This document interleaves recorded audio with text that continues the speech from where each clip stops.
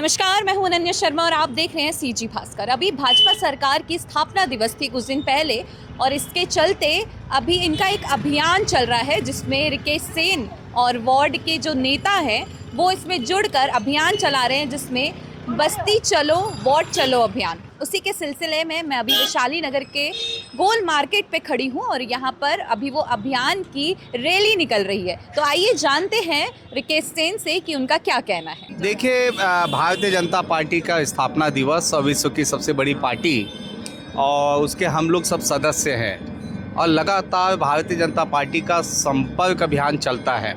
उसी के तहत जो है ये अभी जो ये 6 अप्रैल से लगातार हमारे कुछ न कुछ कार्यक्रम जो है स्थापना दिवस को लेकर है। इसी के तहत वार्ड चलो बस्ती चलो अभियान के तहत सभी मंडलों में जितने भी वार्ड आते हैं उनसे जनता से जनसंपर्क करना, उनकी बातों को सुनना, उनसे संवाद करना, उनकी समस्याओं को जानना, इसके लिए जो है हम मंडल वाइज निकले हैं। और आज वैशाली नगर मंडल के अंतर्गत वार्ड नंबर 20 वैशाली नगर में जो है आज हम अभियान में निकले हैं और जनता से संवाद करेंगे, स्थापना दिवस की बधाई भी देंगे।